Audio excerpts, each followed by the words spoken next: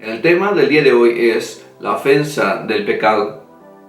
Cuando pensamos en la santidad, en la justicia, en la gracia, misericordia de Dios, podemos pensar que el hombre que es receptor de esta gracia estaría completamente complacido y actuaría de una manera en humildad y en obediencia.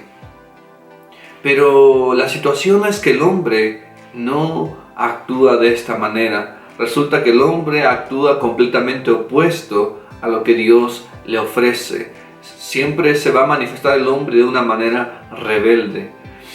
Y como hemos estado estudiando, el día de hoy vamos a ver en Efesios capítulo 2, versículo 1 al versículo 3, y veamos pues cuál es la condición del hombre.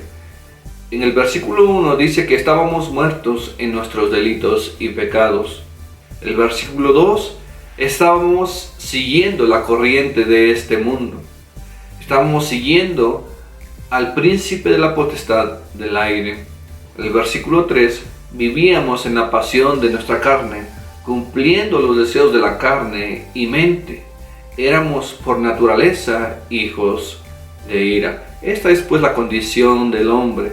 Y concluimos que esta condición es pecaminosa y desde su nacimiento. En el Salmos capítulo 51, versículo 5, el rey David expresa de esta manera, dice: He aquí yo nací en iniquidad y en pecado me concibió mi madre. Y no solamente esto, sino que también en el Génesis capítulo 1 y capítulo 2 vemos y en el capítulo 3 en la que el hombre se rebela contra Dios y quiere ser igual que Dios, de tal manera que es separado de Dios. Ya no hay una comunión íntima como la había en el principio. Dios es creador de todas las cosas. Dios es creador del sol, la luna, las estrellas. Él hizo los montes y los valles, y toda su creación le obedece a Él. Sin embargo, cuando Dios se acerca al hombre, el cual tú y yo muchas veces con audacia respondemos con un no y hacemos lo que nos parece. Esto quiere decir que vivimos en rebeldía, queremos hacer lo que a nosotros bien nos parece. Y quienes viven de esta manera, separados de Dios, si esto no cambia, pasarán una eternidad separados de Dios. En Romanos capítulo 6, versículo 23 dice: porque la paga del pecado es muerte, mas el regalo de Dios o la dádiva de Dios es vida eterna en Cristo Jesús, Señor nuestro. Es muy importante esto, que la paga del pecado es muerte. Cuando nosotros continuamos viviendo una vida de pecado, separados de Dios, hay una consecuencia para este pecado. Y el detalle es que el hombre, la condición del hombre o su pago del hombre, no es que es algo por casualidad. El detalle es que el hombre se encuentra en esta condición y este va a ser su pago final si no cambia su camino. El pastor David Platt dice de esta manera: el problema del hombre no es que la vida no vaya bien, no es que se haya equivocado, que haya hecho cosas malas o que haya tomado malas decisiones.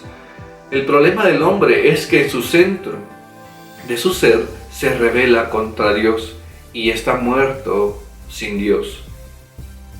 Y añado, no como muerto o medio muerto, sino completamente y enteramente muerto.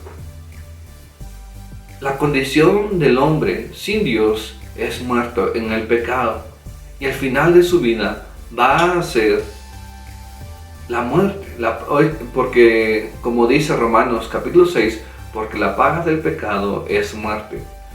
Así es que concluimos con una parte muy esencial aquí.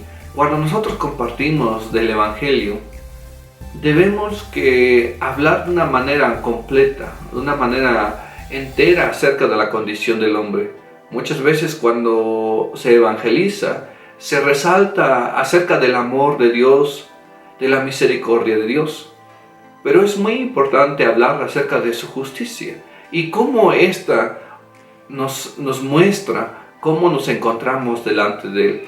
debemos que hablar en gran manera acerca de la condición del hombre, su pecaminosidad y cómo se encuentra separado de Dios. Aquel que ha escuchado el Evangelio y ha visto su condición que está separado de Dios, entonces verá como única salvación a Jesucristo. Sin las obras de la carne, nunca encontrará la salvación por medio de las obras de la carne, sino por medio de Jesucristo. Porque en el pensamiento del hombre puede llegar a pensar, es que no soy tan malo, o es que Dios no me castigará por tan insignificante pecado. Muchos hombres y mujeres en el día de hoy se consideran que no son tan malos y se comparan con otros, es que este sí es malo, y podemos pensar de esa manera, pero no es así. El pecado es pecado y Dios castiga al pecado. En Génesis, como ya hemos explicado al principio, Dios castigó al hombre y la mujer por haber desobedecido, por haberse rebelado contra Él, por querer ser igual que Dios. Entonces Dios los separó del lugar que había creado para ellos y fueron expulsados del huerto del Edén. En Génesis capítulo 19, versículo 26, nos encontramos la historia de Lot y su familia. El ángel le había dicho que salieran y que no voltearan atrás. Pero la mujer de Lot volteó y vio y desobedeció y fue castigada en ese mismo momento. Se convirtió en una estatua de sal. En Hechos, de igual manera, Hechos capítulo 5, versículo 1 al 11, nos encontramos la historia de Ananías y Zafira. Ambos se pusieron de acuerdo y querían mentirle a los discípulos. Y Pedro les dijo, ¿por qué hacen esto? ¿Por qué quieren mentirle al Espíritu Santo? Y Ananías murió, y de igual manera Zafira murió, por haberle mentido al Espíritu Santo. Cuando pensamos en la severidad del pecado, para el hombre o para la mujer puede variar. El hombre puede medirlo de una manera diferente, pequeño, mediano o grande. Sin embargo, la severidad del pecado está determinada por aquel contra quien se peca. Y un pecado contra un Dios infinitamente santo es infinitamente grave, causando así una separación infinita de Dios. Fue un pecado que trajo la separación entre Dios y el hombre. Y esto lo menciona el apóstol Pablo en Romanos capítulo 5, versículo 12. Y de estos pecados hemos cometido cientos, miles de pecados. Y esto es un problema infinitamente serio para todo el mundo. Estamos muertos en nuestros delitos y pecados. Y tú y yo no somos suficientes para poder salvarnos a nosotros mismos.